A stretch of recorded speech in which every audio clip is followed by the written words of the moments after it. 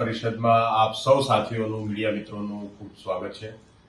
જેમ કે ગુજરાતની અંદર સ્થાનિક સ્વરાજની ચૂંટણીઓ લગભગ હમણાં ટૂંક સમયમાં જાહેર થવા જઈ રહી છે અને આજે ખુશી સાથે આમ આદમી પાર્ટીએ પણ પોતાની 445 જેટલા ઉમેદવારોની પહેલી યાદી આજે જ્યારે જાહેર કરી છે ત્યારે આનંદની વાત છે કે એક નવી પાર્ટી, નાની પાર્ટી આમ આદમી પાર્ટી સતત ગુજરાતમાં લોકોનો અવાજ બની રહી છે, લોકોના મુદ્દાઓ પર લડી રહી છે। ત્યારે આ સ્થાનિક સ્વરાજની ચૂંટણીમાં આમ આદમી પાર્ટી એકલા હાથે ગુજરાતમાં પ્રથમવાર કોઈ એક નાની પાર્ટી, નવી પાર્ટી ગુજરાતમાં લડી રહી છે।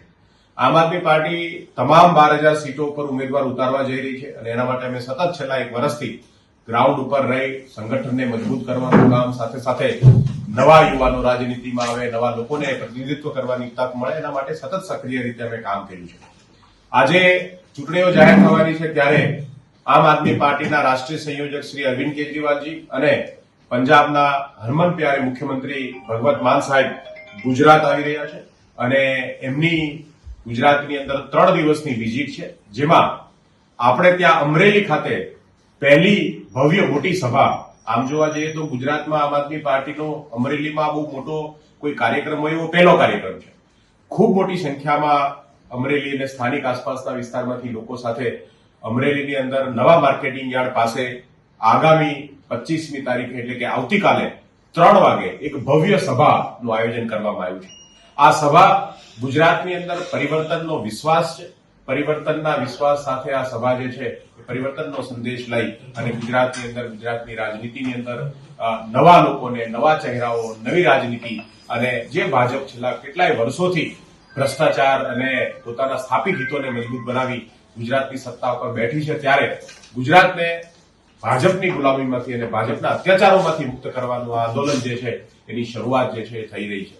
અમરેલી ખાતે માન્ય ભગવત માન સાહેબ સાથે કેજરીવાલજી, આમ આદમી પાર્ટીના નેતાઓ અચ્યુતાનભાઈ ગઢવી, ગોપાલ ઇટાલિયા અને તમામ પ્રદેશ નેતૃત્વ જે છે ઉપસ્થિત રહેવાનું છે અને આમ આદમી પાર્ટીના તમામ સમર્થકો અને કાર્યકર્તાઓ જે છે એ સમગ્ર અમરેલી જિલ્લા, આસપાસના જિલ્લાઓમાંથી ઉપસ્થિત રહેવાના છે।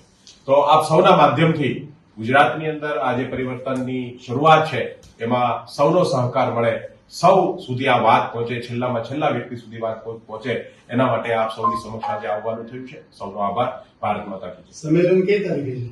આવતીકાલે 25મી તારીખે બુધવારના દિવસે બપોરે 3 વાગે નવા marketing yard Amreli Savarkundla road ઉપર આ સંમેલનનું આયોજન થવાનું છે। ભવ્ય સંખ્યામાં, મોટી સંખ્યામાં લોકો જોડાવાના છે। પ્રથમ યાદીમાં કોઈ નામો છે?